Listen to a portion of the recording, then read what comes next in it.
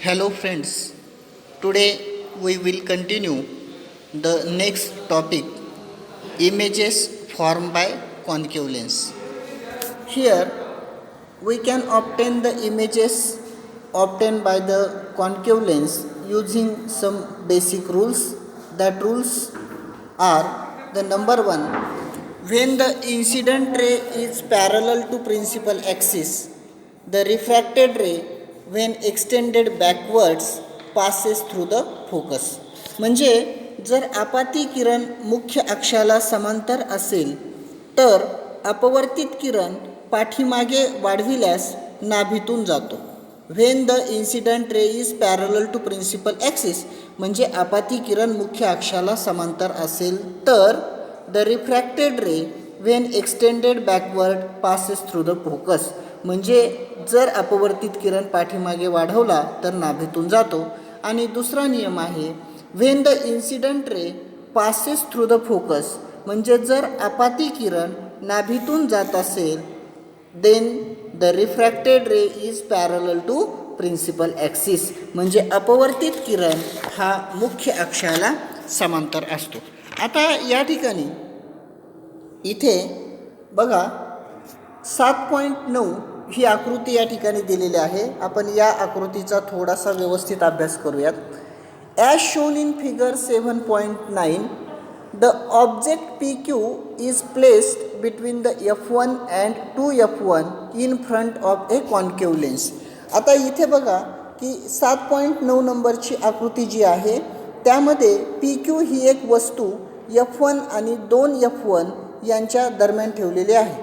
आता इथे PQ ही object आहे आणि ती F1 आणि 2F1 यांच्या दरम्यान ठेवलेली आहे.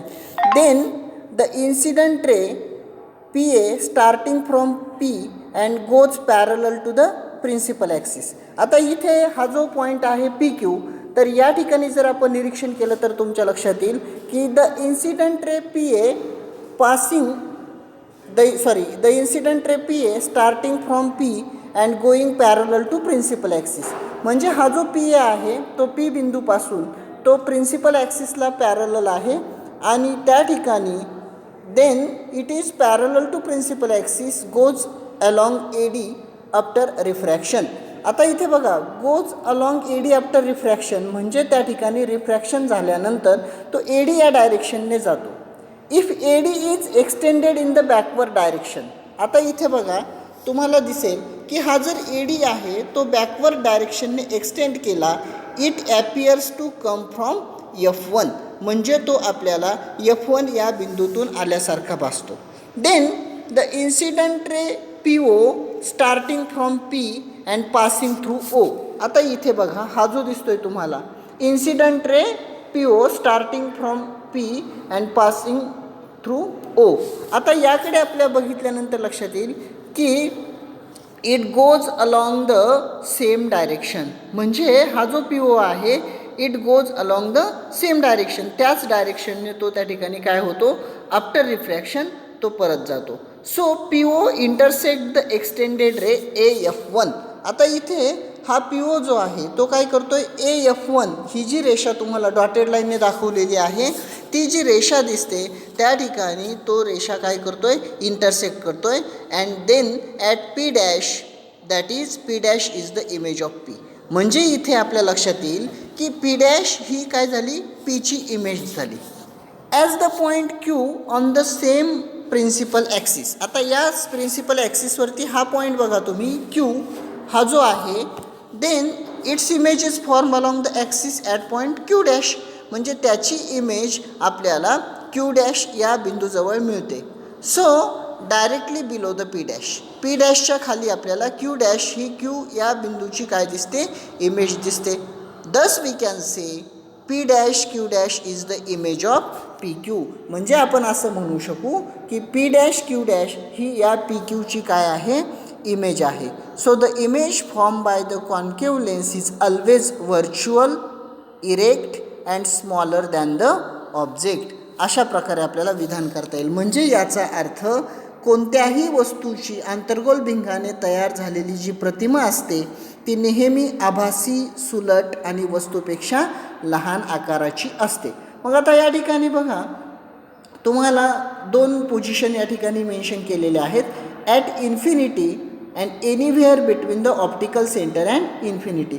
म्हणजे वस्तू अंतर्गोल भिंगाच्या समोर अनंत अंतरावरती ठेवलेली आहे आणि दुसरी एक वस्तू जी आहे ती प्रकाशीय केंद्र O आणि अनंत अंतर यांच्यामध्ये ठेवलेले आहे.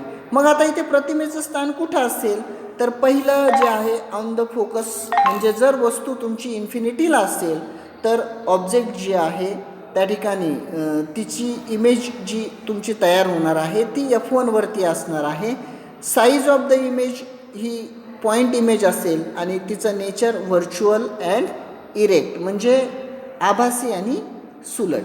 आणि जेव्हा आपण ऑब्जेक्ट जी आहे anywhere between the optical centre and infinity, म्हणजे प्रकाशीय केंद्र O आणि अनंत अंतर यांच्यामध्ये ठेवू, त्यावेळेस पोझिशन कशी असणार आहे, between optical centre and focus, म्हणजे प्रकाशीय केंद्र आणि नाभी F1 यांच्यामध्ये असणार आहे. तर या ठिकाणी जी साईज असणार आहे इमेजची ती खूप स्मॉल असेल, व्हर्च्युअल आणि इरेक्ट असेल. तर अशा पद्धतीने आपल्याला या रूलच्या मदतीने डायग्रॅम काढता येऊ शकतात. आता यामध्ये आणखी एक गोष्ट खूप महत्त्वाची आहे, ती म्हणजे साईन कन्व्हेन्शन. आता साईन कन्व्हेन्शनमध्ये फक्त तुम्ही एकच गोष्ट महत्त्वाची या ठिकाणी लक्षात ठेवायची, की हा जो तुम्हाला सेंटर दिलेला आहे, तर distance on the right of the origin, हा O इथे जो आकृतीमध्ये दाखवलेला आहे तो ओरिजिन आहे ऑप्टिकल सेंटर. त्याच्या राईट साईडचे जे डिस्टन्स असतात ते पॉझिटिव्ह म्हणून गणले जातात आणि लेफ्ट साईडचे जे असतात ते निगेटिव्ह असतात. आणि अपवर्ड डायरेक्शन, म्हणजे जो ओरिजिन आहे त्याच्या अपवर्ड डायरेक्शनने पॉझिटिव्ह आणि डाऊनवर्ड डायरेक्शनला निगेटिव्ह. यावरून आपण बघा, जिथे कुठे ऑब्जेक्ट असेल आणि तिची पोझिशन ओळखल्यानंतर आपण तिचं साईन कोणतं असेल ते ठरवू शकू. फक्त आत्ता आपल्याला एकच गोष्ट महत्त्वाची आहे, की हा जो तुमचा ओरिजिन आहे, distance of the right of the origin positive, distance of the left of the origin negative, then above the principal axis, height above the principal axis it is a positive and height below the principal axis it is a negative. ह्या गोष्टी आपण महत्त्वाच्यापणे लक्षात ठेवूयात. आणि आज आपण एक महत्त्वाचा लेन्सचा फॉर्म्युला लक्षात ठेवणार आहोत. The formula showing the relation between distance of the object U, the distance of the image V and the focal length F is called lens formula. It is given by 1 upon V minus 1 upon U is equal to 1 upon F, where U is the distance of the object, V is the distance of the image and F is the focal length. तर या ठिकाणी अशा पद्धतीने भिंगाचं सूत्र, Cartesian sign convention आणि concave लेन्समुळे तयार होणाऱ्या image हा भाग आपण या ठिकाणी बघितलेला आहे. नेक्स्ट लेक्चरला आपण मॅग्निफिकेशन, पॉवर ऑफ लेन्स आणि कॉम्बिनेशन ऑफ लेन्स हा टॉपिक सविस्तरपणे व्यवस्थित अभ्यासूयात. आजच्या या तासिकेमध्ये पुन्हा एकदा सर्वांचं स्वागत.